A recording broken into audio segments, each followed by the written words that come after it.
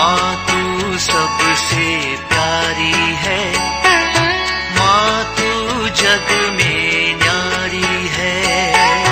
माँ तू सबसे प्यारी है, माँ तू जग में न्यारी है। अपने आंचल में रखना, अपने आंचल में रखना, हमें वरदानों से भरना। माँ तू सबसे प्यारी है, माँ तू जग में न्यारी है। माँ तू सबसे प्यारी है, माँ तू जग में न्यारी है। पिता, पुत्र और पवित्र आत्मा के नाम पर आमीन। आप सबों को जय यीशु। हम लोग कल के क्लास में अब्सलोम के विषय में मनन चिंतन किए, किस प्रकार अब्सलोम ने पाप किया और राजा दाऊद का वध करने के लिए या राज सिंहासन पाने के लिए उन्होंने क्या षड्यंत्र रचा, और साथ ही साथ उनका मृत्यु के विषय में। सामुएल का दूसरा ग्रंथ अध्याय 19 के अंदर दाऊद अब्सलोम के मृत्यु पर रोते हैं। जो पुत्र उनको मारने के लिए पीछा किया, षड्यंत्र रचा, उस पुत्र के मृत्यु पर राजा शोक मनाते हैं। इसके बाद वापस यर्दन के पार जाकर के रह रहा था, वहां से वापस आने के लिए वो तैयारी कर रहा है। सबसे पहले वह संदेश याजक सादोक और एब्यातार, हम लोगों को मालूम है दोनों को दाऊद ने मंजूषा का देखभाल के लिए यरूशलेम में छोड़ा था। उनके पास संदेश भेजा, क्या यूदा के नेता लोग मैं वापस आने में तैयारी नहीं कर रहा है, ऐसा ऐसा बोल करके शिकायत किया। लेकिन उनको खबर मिलता है कि आ जाइए, तो वह यर्दन पार करके यरूशलेम में वापस आने का उस यात्रा को अध्याय 19 और 20 वगैरह में हम लोगों को पढ़ने के लिए मिलता है। यरूशलेम से जाते वक्त वो कुछ लोगों से मिला, वापसी यात्रा में फिर से उन्हीं लोगों से मिलता हुआ।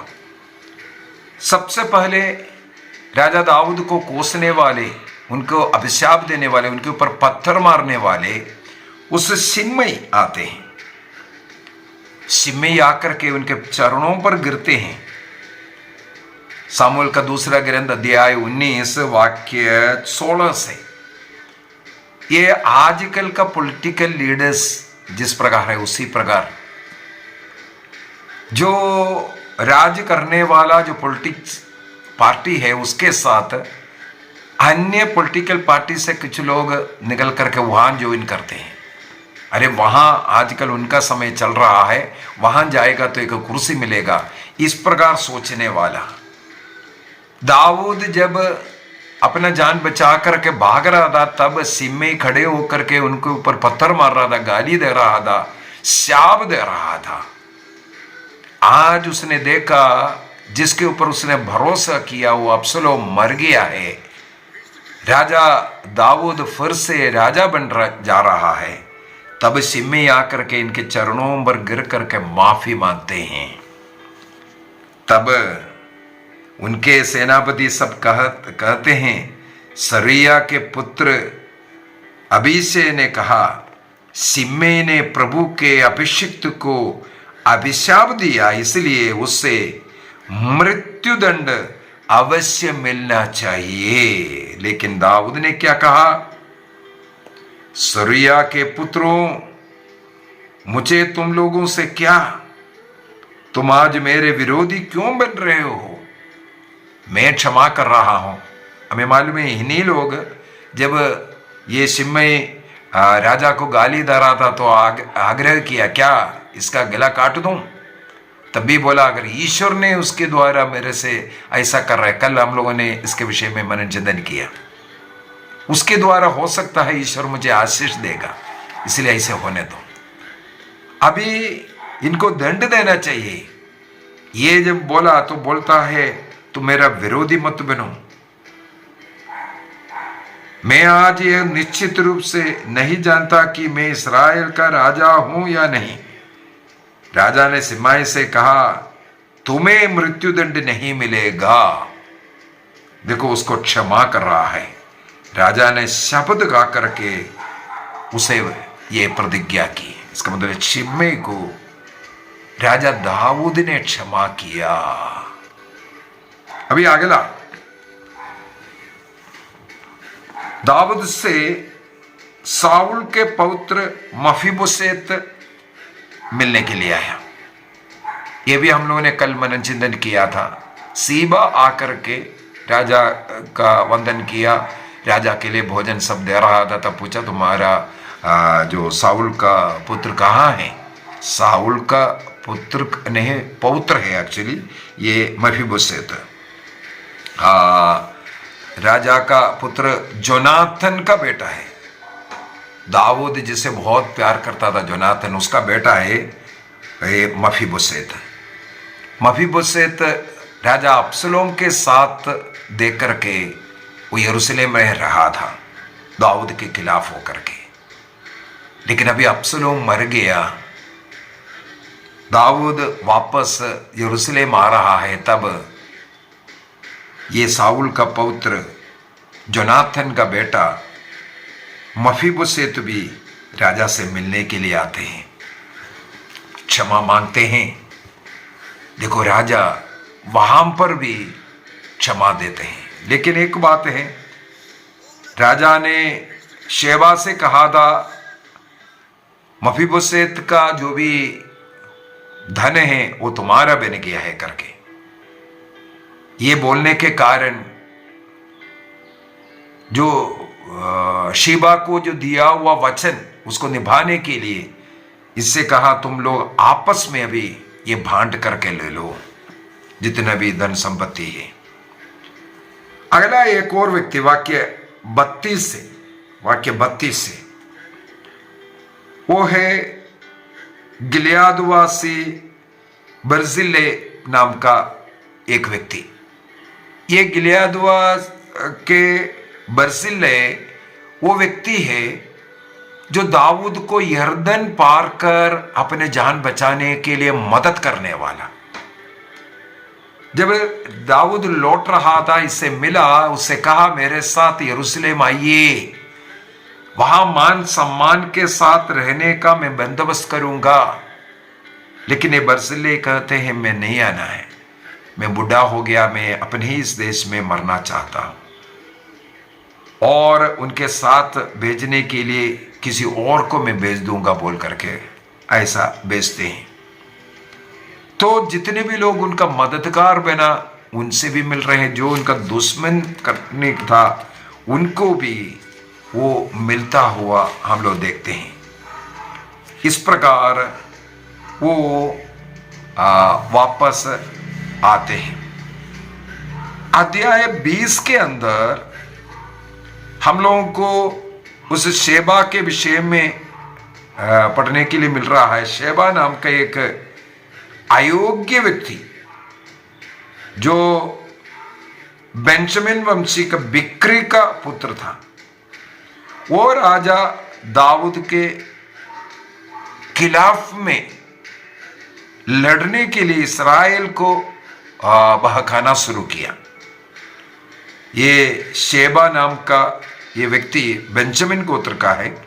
पहले हम लोगों ने जो बोला दाऊद को साथ देने वाला वो व्यक्ति के विषय में नहीं, वो था सीबा। और ये व्यक्ति इस्राएल को जो बेंजामिन ट्राइब का है, ये दाऊद के खिलाफ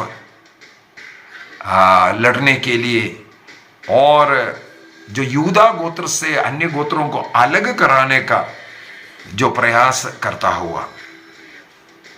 और दाऊद ने वहां पर योआब सेनापति को भेजते हैं और इस शेबा का वध करता हुआ और शेबा का वध करने के लिए अगर वाक्य अध्याय 20 का वाक्य 14 से हम पढ़ करके जाएं, नगर को बचाने के लिए एक स्त्री योआब से बातें करते हैं, तो बोला हमें केवल शेबा से मतलब है।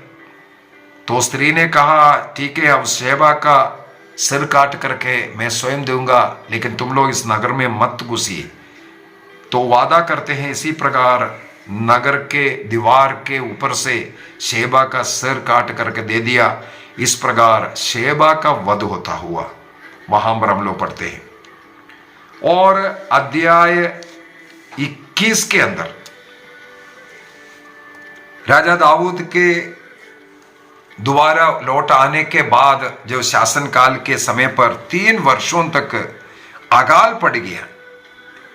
इस अकाल पड़ने का कारण राजा दाऊद प्रभु से पूछा, प्रभु क्यों ऐसा हो रहा है? तब प्रभु से उन्हें उत्तर मिला, साउल राजा ने कुछ गलत काम किया था। ये गिबेयोनी लोगों को इस्राएली ना मान करके उनका वध किया। गिबेयोनी लोग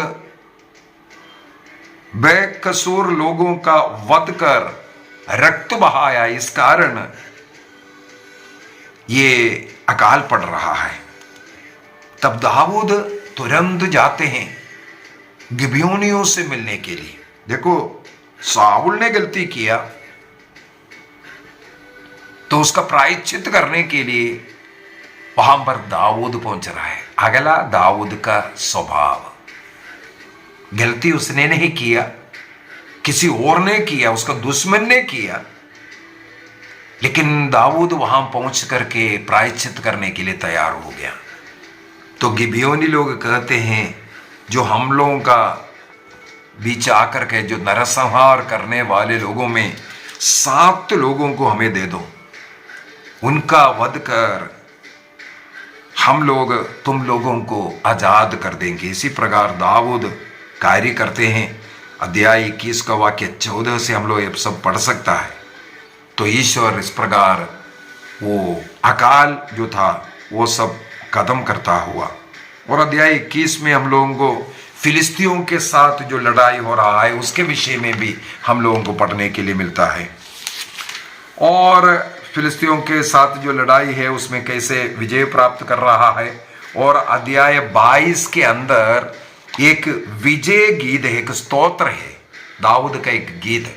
ये स्तोत्र ग्रंथ 18 में हम लोगों को पढ़ने के लिए मिलेगी। यहाँ जो लिखा हुआ अध्याय 22 स्तोत्र 18 है, उनका विजय गीत। जिस प्रकार मैंने कहा था बेतशबा के साथ व्यभिचार किया, नाथान नबी आकर के उससे बात किया तो रोते हुए विलाप करते हुए पश्चाताप करना, वो एक गीत स्तोत्र 51 है। उसी प्रकार फिलिस्तियों पर विजय प्राप्त करने के बाद दाऊद ने जो प्रभु को धन्यवाद देते हुए जो स्तुति आराधना किया, प्रभु को धन्यवाद देते हुए गीत गाया, वो है साम 18। वो हम लोगों को अध्याय 22 में पढ़ने के लिए मिल रहा है। इसके बाद हम लोग अध्याय 23 में जाते हैं। दाऊद के जीवन में कुछ और गलतियां होता हुआ आगे हम लोगों को पढ़ने के लिए मिलेगा। अध्याय 23 के अंदर विशेष करके वाक्य 8 से दाऊद के साथ देने वाले वीर योद्धाओं के विषय में, उनके कारनामे के विषय में सब लिखा हुआ है। किस किस प्रकार राजा दाऊद ने अपने लिए योद्धाओं को चुना, वो उन्होंने क्या क्या कार्य किया, ये सब हम लोग अध्याय 23 का उसमें सब पढ़ने के लिए मिलता है। अध्याय 24 में जाते हैं। अध्याय 24, क्योंकि अध्याय 24 बहुत ही महत्वपूर्ण अध्याय है। अध्याय 24 में दाऊद ने एक जनगणना किया, जो ईश्वर से पूछा नहीं, ईश्वर से परामर्श किए बिना अपने इच्छा से ये कार्य कर रहा है। अपने योआब को बुलाया, योआब को बुला करके इसके विषय में कहा, तो देश में घूम करके गिनती करना है, और योवाब अपने सेनापतियों के साथ ये कार्य करना है। सबसे पहले योवाब ने राजा से आग्रह किया, ये मत कीजिए, प्रभु ने कई गुना आपके जो शक्ति बढ़ाया है, लोगों की उनको बढ़ाया है। वाक्य 3 में लिखा है, अध्याय 24 का वाक्य 3, योवाब ने राजा से कहा, मेरे स्वामी मेरे राजा, अपनी आंखों से देखें कि प्रभु आपके ईश्वर लोगों की 100 गुनी वृद्धि कर दिया है। देखो ज्यादा नहीं, 100 गुने के विषय में लिखा है। तो मेरे स्वामी और राजा ऐसा कार्य क्यों करना चाहते हैं? मत करो। लेकिन राजा नहीं माना, उन्होंने आदेश दिया। इस तरह वाक्य 8 में हम लोग देखते हैं, वे सारे देश का भ्रमण कर 9 महीने 20 दिन के बाद यरूशलेम लौट करके आए और कहा, कितना योद्धा है, इस्राएल में तलवार चलाने योग्य 8 लाख है और यूदा देश में 5 लाख है, गिनती सब बता दिया। अब ये ईश्वर को पूछे बगैर किया हुआ कार्य है, गलती किया दाऊद ने फिर से एक और। अभी उसका परिणाम क्या है आगे हम लोग देखते हैं। प्रभु ने नबी गाद को दाऊद के पास भेजते हैं।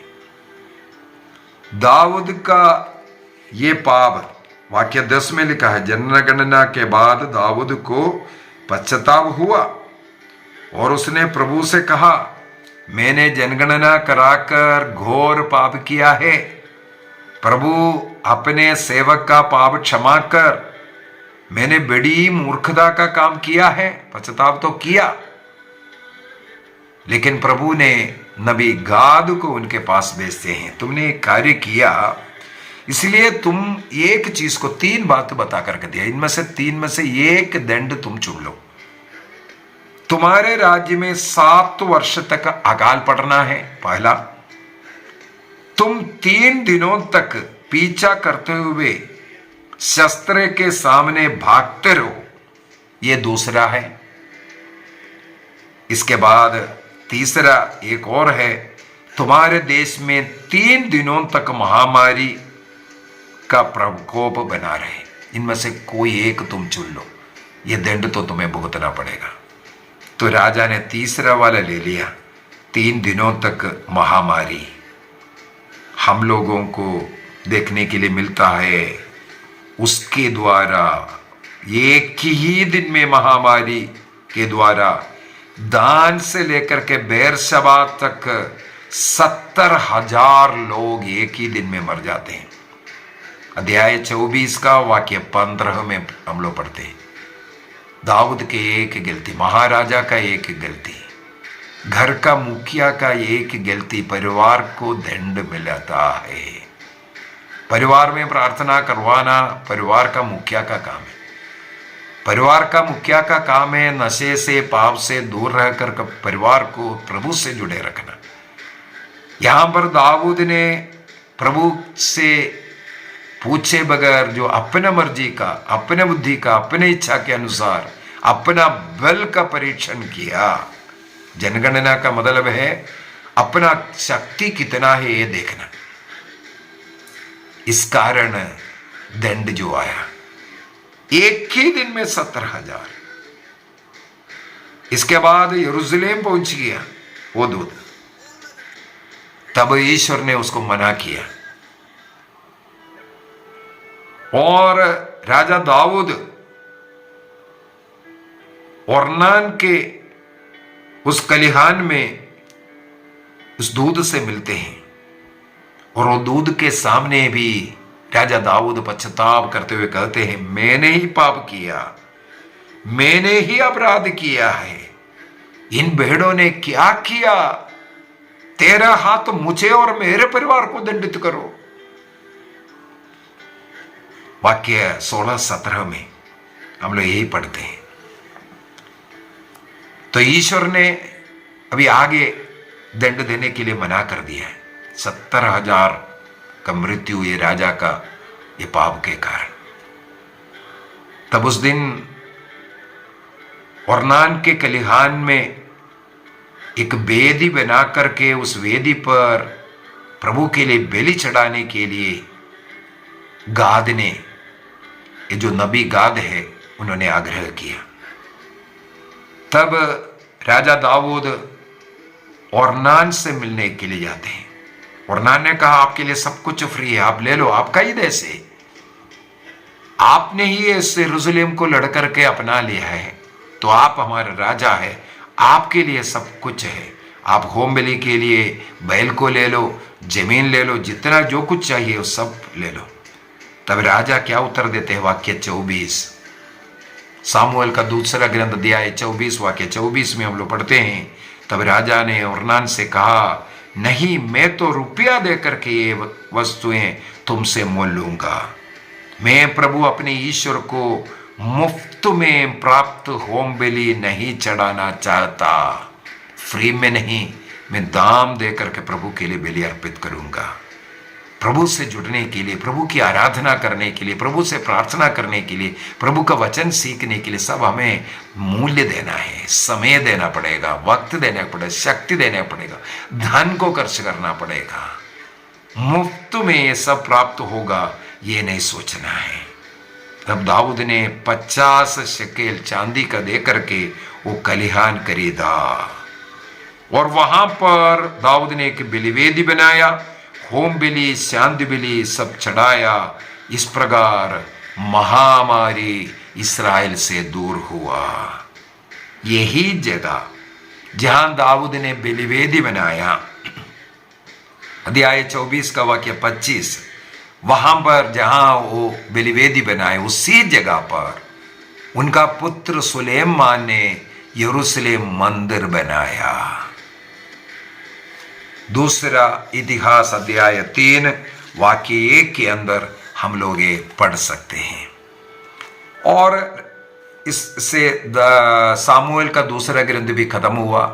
अभी अगला क्लास से हम लोग राजाओं का ग्रंथ शुरू करेंगे। उस राजाओं के ग्रंथ में हम लोग पढ़ सकता है, दाऊद बूढ़ा हो गया, बूढ़ा होकर मृत्यु के पहले सुलेमान को, सोलोमन को कैसे राजा बनाया, ये सब घटनाएं अगले क्लास में हम लोग मनोचिंतन करेंगे। आइए हम प्रभु को धन्यवाद दें। जिस प्रकार दाऊद ने कार्य किया, दाऊद में जरूर कई कमजोरियां हैं, पाप किया, लेकिन तुरंत पश्चाताप करने वाला, प्रायश्चित करने वाला, अपने को शून्य बनाने वाला, क्षमा करने वाला, दुश्मन को भी क्षमा करने वाला, ऐसा स्वभाव हमें भी अपनाना है। प्रभु से सब कुछ पूछ करके करने वाला। दाऊद कभी कभी गलती भी कर रहा है, उसके लिए पश्चाताप भी कर रहा है। हमें दाऊद के समान प्रभु के लिए योग्य व्यक्ति बनना है। जिस प्रकार दाऊद में प्रभु की आत्मा निवास करता था, हमें भी प्रभु की आत्मा संचालित करे। प्रभु हम सबों को आशीष प्रदान करे, पिता, पुत्र और पवित्र आत्मा के नाम पर आमीन। आप सबों को जय यीशु।